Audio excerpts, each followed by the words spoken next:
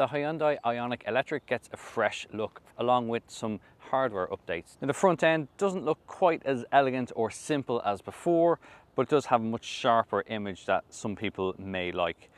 There is now a 38.3 kilowatt hour battery, which is an upgrade from the previous version that was used, but it does still stop short of the 64 kilowatt hour battery that is available on the popular Kona Electric crossover.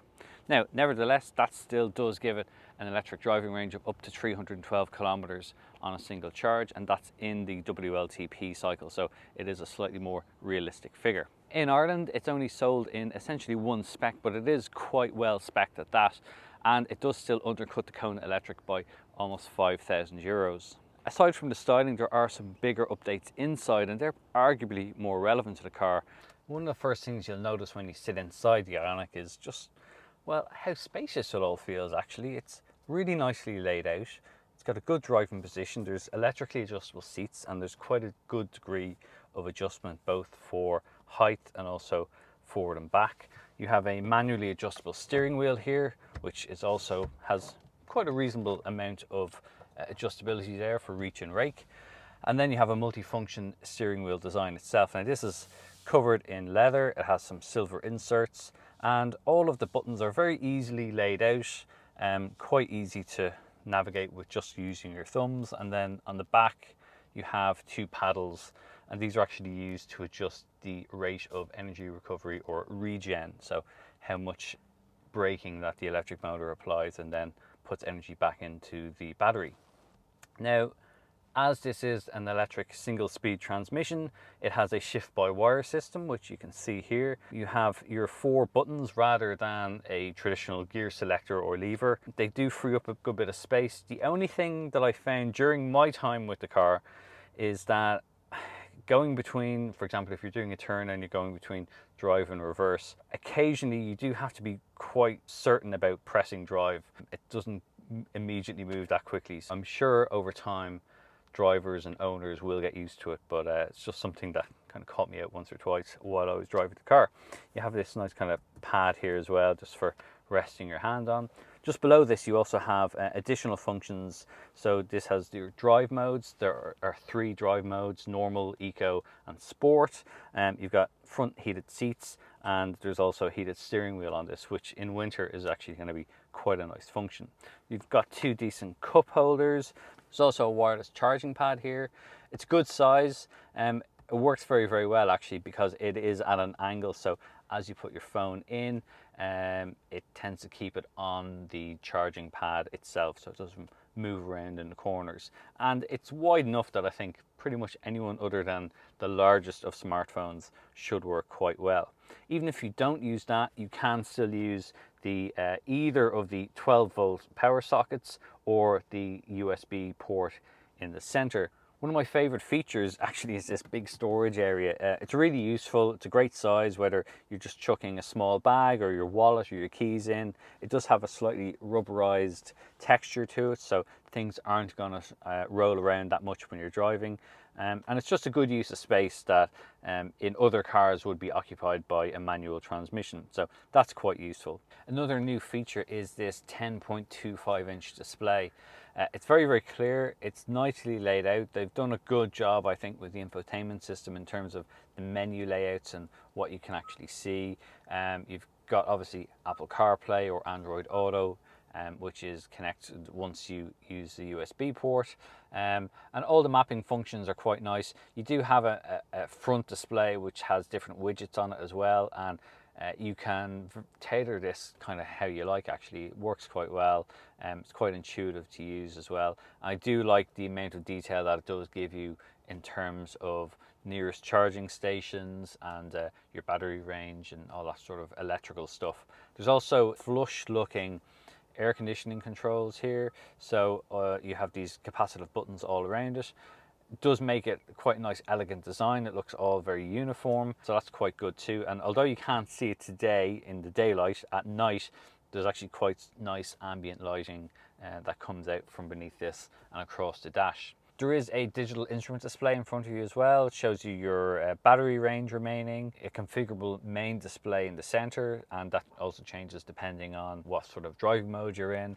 And then on the left you have a power display or charge display, so it shows you how much power you're using or how much energy you're recovering back into the battery. One of the only things I don't like about the interior is this bright color for the dashboard.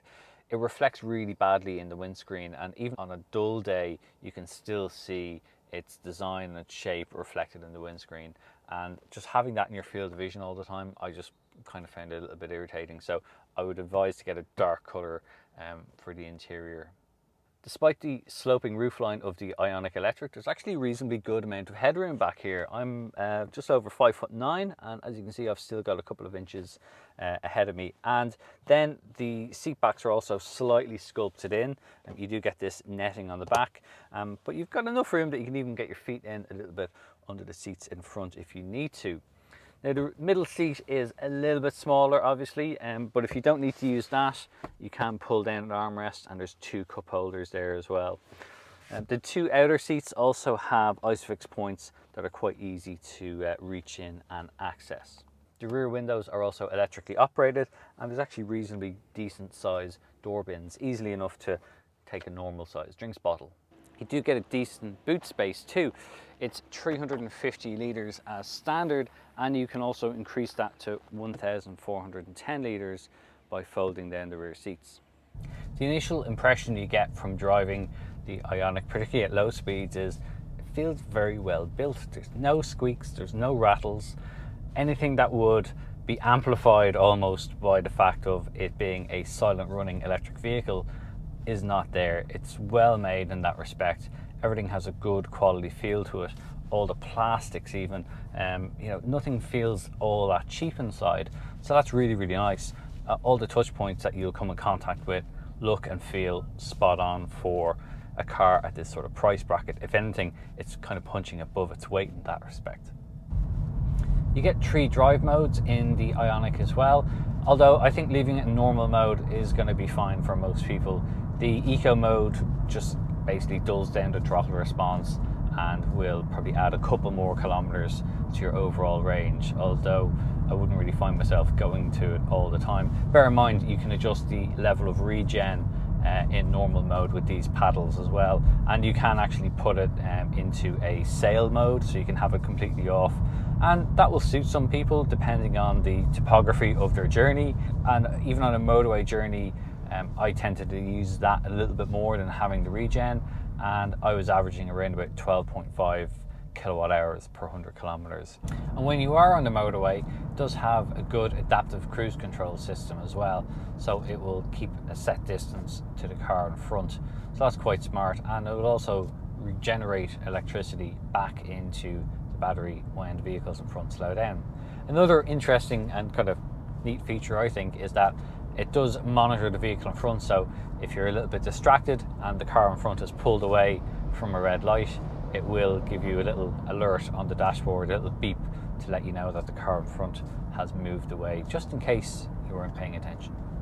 Now, it's not quite a cocoon of calm in here. On the move, there is a little bit more road noise than you might expect from an EV, even though this particular car doesn't have especially large wheels on it. But for the most part, once you're sticking to around 50-60 kilometers an hour, there's no real issue with noise, and there's pretty good wind insulation. For example, there's no whistling around the door mirrors or anything like that, and even the electric motor itself is actually fairly quiet in operation. It doesn't whine and whir like some other EVs do.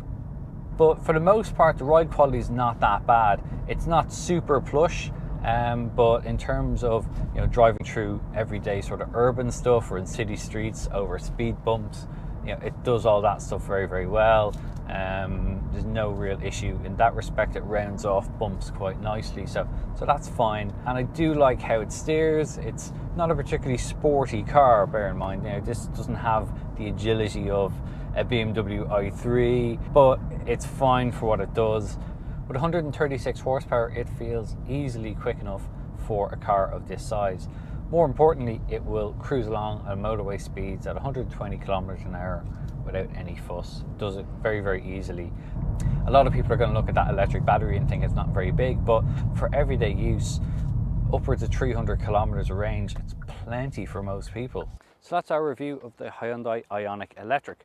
I hope you found it useful. If you did, please do give the video a thumbs up and tell us in the comments below what you think about this car. Would you have this or would you have a competitor? So get involved in the comments and let us know. If you haven't already, please do subscribe to the Complete Car YouTube channel.